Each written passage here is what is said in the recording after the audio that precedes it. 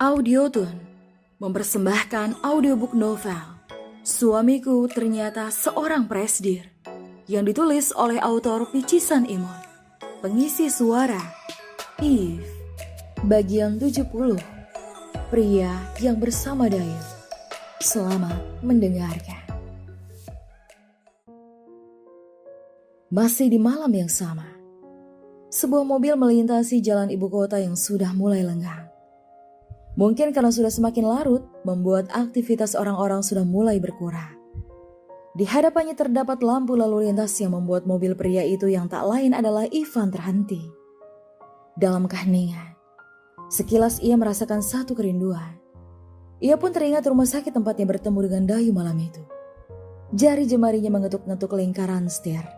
Dengan pikirannya yang berkelana, sembari menanti lampu merah itu berganti hijau. Hingga tiba pada keputusannya untuk putar balik setelah lampu itu berwarna hijau. Berjalan entah kemana dia, hingga tiba di sebuah rumah sakit tempat Kinara dirawat waktu itu.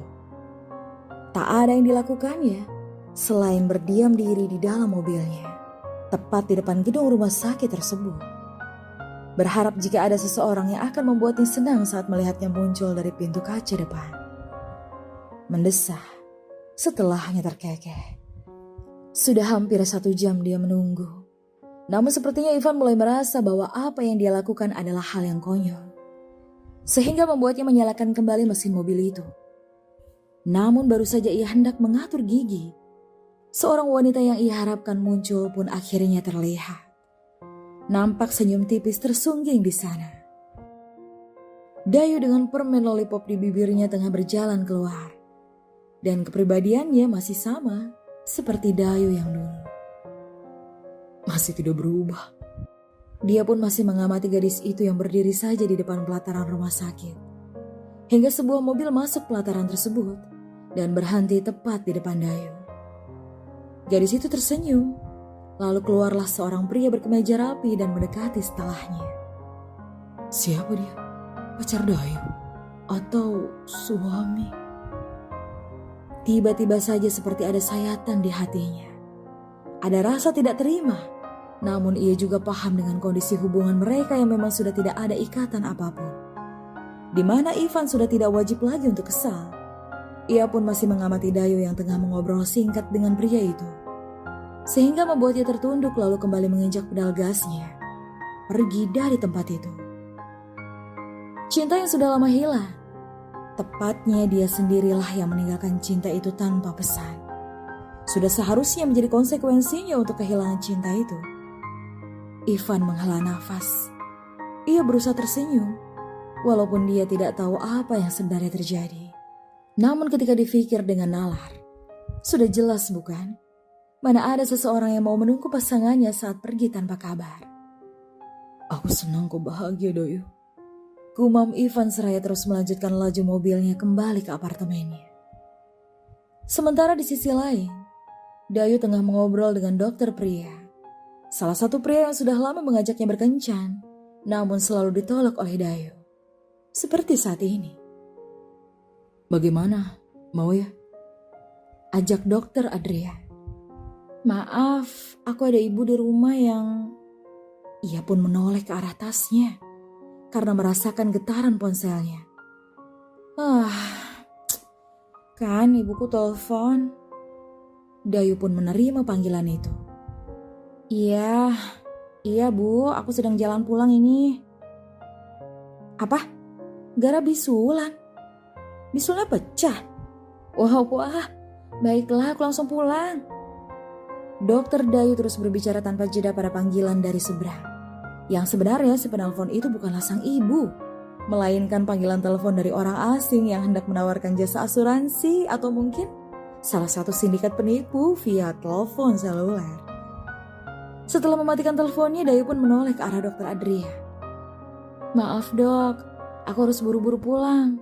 Ada emergensi soalnya. Ucap Dayu sembari berlalu meninggalkan dokter Adria. Tapi Dayu. Dokter Adrian sedikit kesal. Lagi-lagi gagal mengajaknya makan malam. Sehingga membuatnya kembali masuk ke dalam mobilnya dan pergi. Dayu pun menoleh ke belakang. saat mendengar suara deru mobil Dr. Adrian, lalu menghela nafas. Untung aja ada panggilan masuk, jadi bisa beralasan. Kekeh Dayu lalu kembali melanjutkan langkahnya. Hari yang berganti. Pagi itu Kinar tengah memasangkan dasi di lingkar leher suaminya. Dia sudah belajar, makanya pagi ini Kinara mulai mempraktekannya. Walaupun dia sudah pernah memakai dasi saat sekolah dulu, namun tetap saja masih sangat kaku saat memakaikan dasi untuk orang lain. Terlebih pada suaminya. Pandangannya yang tak pernah putus terus saja terarah padanya. Sehingga membuatnya sedikit gugup. Namun dia tetap berusaha untuk memasangnya dengan sempurna. Cinta, nanti kita ke butik jam berapa? Tangan Kinar masih berkutat di dasi sang suami. Mungkin agak sore. Jam 3 atau jam 4 sore. Memang kenapa? Apa aku boleh keluar sebelum itu? Kinar menarik simpul itu ke atas dan dasi pun terpasang sempurna. Mas Tara tersenyum. Ia menghadiahi sebuah kecupan di pipi sang istri. Mas Tara kenapa diam saja? Memangnya kau mau kemana sayang? Memutar tubuh Kinar agar menghadap ke arah cermin besar di hadapan mereka. Lalu memeluknya dari belakang dan mengecup bahu Kinar. Dia pun tersenyum melihat bayangannya sendiri dan Mas Tara. Aku ingin sekali bertemu Dokter Dayu. Dokter Dayu? Dokter kandungan itu? Tanya Tara yang dibalas dengan anggukan Kinar. Boleh ya mas? Tapi dengan pengawal ya? Aku tidak mau dikawal mas. Memang kenapa? Menciumi rambut Kinar yang berada dekat dengan bibirnya. Malas, membuatku tidak nyaman. Tapi aku agak khawatir jika kau pergi tanpa ada yang mengawal, Kinar. Kau berlebihan sekali sih cinta. Aku hanya ke kafe saja. Kafe mana? Entahlah, kami belum memutuskannya.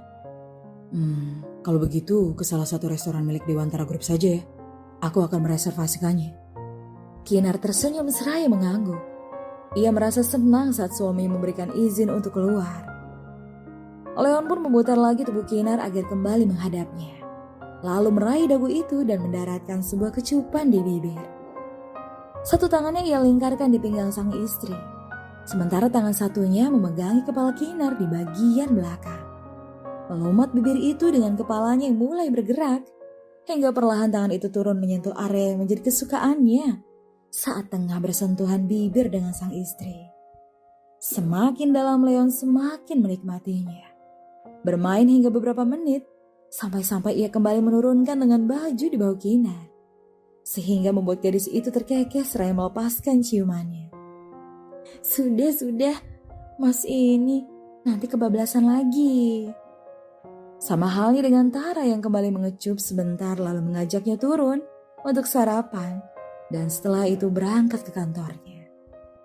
Seperti itulah Leonard yang semakin candu menyentuh bagian tubuh sang istri. Membuatnya terkadang lupa dengan kegiatan lain yang perlu ia lakoni. Saking hanyutnya dalam dunia cinta mereka. Bersambung. Kalau kamu mau dengar audiobook lebih banyak dan gratis, segera download Audiotune.